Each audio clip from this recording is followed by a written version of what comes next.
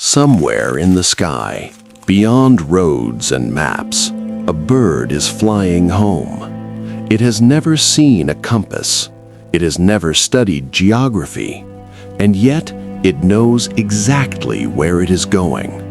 Across oceans, over deserts, through storms. How? How does a creature with a brain no larger than a walnut remember a place it last saw months, sometimes years ago? Tonight, we follow invisible paths written in the sky.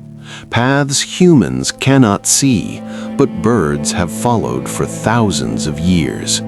This is how birds find their way home.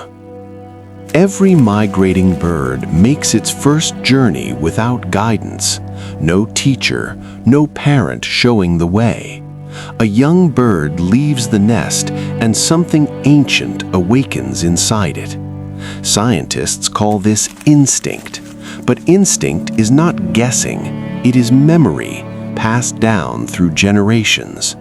Migration begins before thought, before logic, before fear.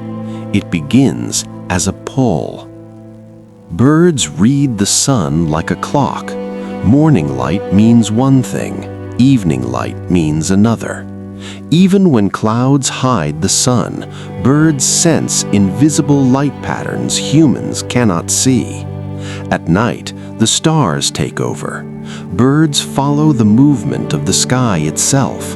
When it turns, they turn. The sky becomes a compass. The earth is wrapped in a magnetic field. Birds can sense it. Tiny magnetic particles inside their bodies connect directly to the nervous system. Some scientists believe birds see magnetism. Others believe they feel it. Either way, the planet itself becomes a guide. When vision fails, birds rely on smell. Every place on Earth carries a unique scent: salt, soil, vegetation. Birds memorize these invisible maps. They do not smell home, they smell direction. The first journey is instinct. Every journey after is memory.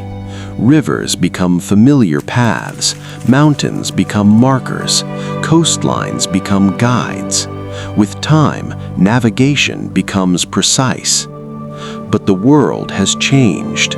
Artificial lights confuse the night sky. Buildings disrupt natural signals. Noise drowns out ancient cues. Migration is old. The modern world is new. And not every instinct can adapt. Home is not just a place. It is safety. It is survival. It is memory. Leaving home is temporary. Returning is essential.